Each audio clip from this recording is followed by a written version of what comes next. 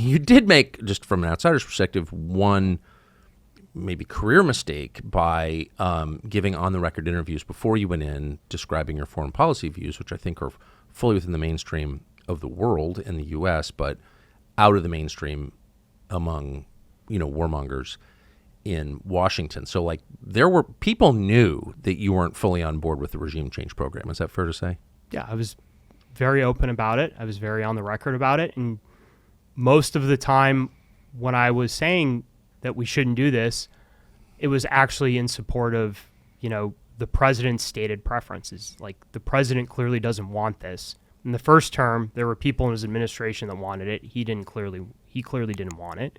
And so it was supporting people who didn't want the war. And so I was essentially... But Donald Trump has said, and now his actions make perfectly clear, he would strongly prefer a diplomatic solution. Correct. I don't want to speak for the president, but it's fairly obvious that that's what he wants. Well, he said it. I mean, He said it again, and he ran on it. So it's not a crazy position. And now things are getting so bonkers in this country that saying that makes you a bigot or something, a Nazi. I'm just going to ignore all that. And I just want to get back to your experience. So I'm just watching this from the outside, and I'm thinking, having spent my life in D.C., I was like, Dan Caldwell's got a target on his back that I don't know if he knows that. Yeah. And then I read all of a sudden that you're a traitor. You're like marched out of the Pentagon for leaking, right? And then the whispering campaign, the character assassination campaign begins, and here's its outline. I don't want to upset you. You may not even be aware of this. Dan Caldwell leaked classified information to liberal media outlets, to the media, to NBC News, for example.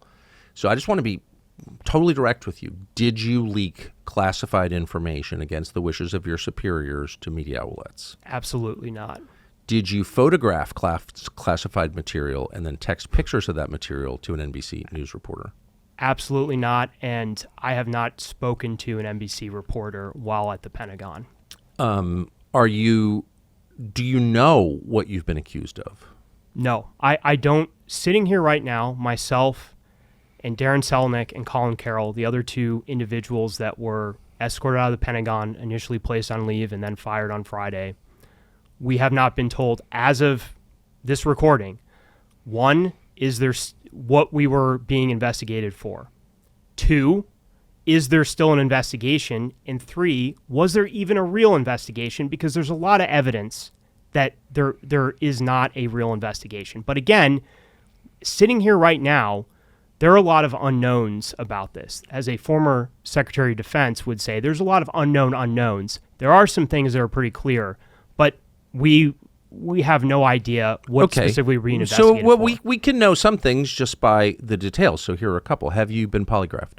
No. I've never been hooked up to a polygraph machine since I've been in the Department of Defense. Okay. Have you given up your private communications devices, your private phone, your phone? No. To anybody? No. Okay. So that raises the obvious question. I'm trying not to use the F word here because the lying is just driving me insane. You're being accused of leaking classified information, but the people accusing you would have no way of knowing whether you did that or not because they haven't polygraphed you or taken your devices, your private devices, correct?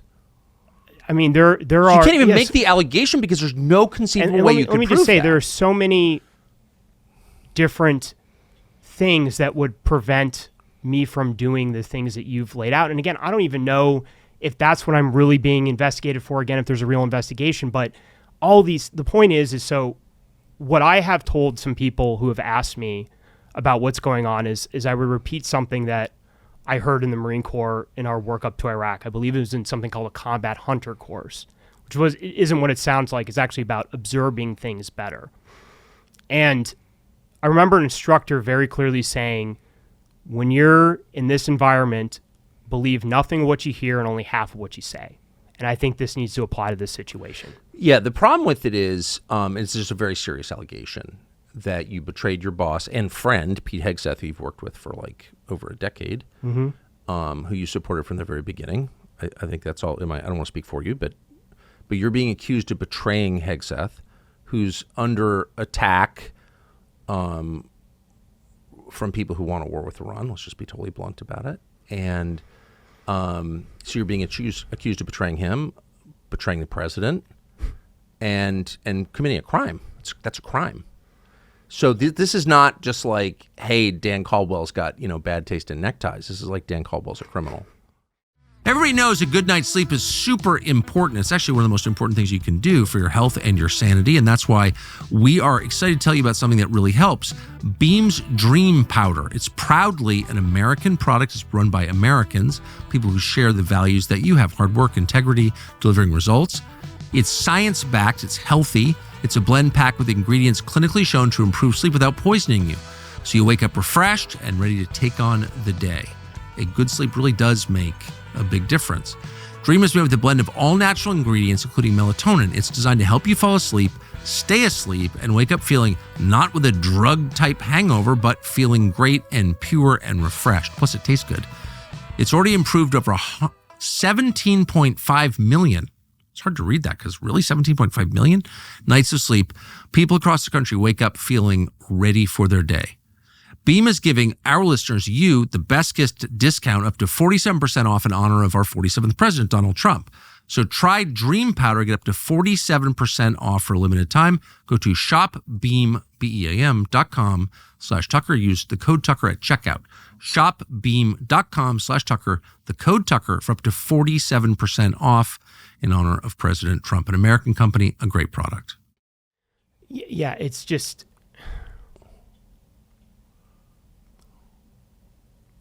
there's sometimes I think it just hasn't fully set in with me and yes. what's going on. And I want to talk about the two other gentlemen that are going through this with me.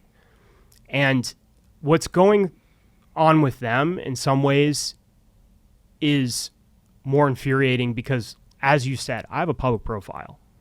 I took some what shouldn't be controversial positions, but are.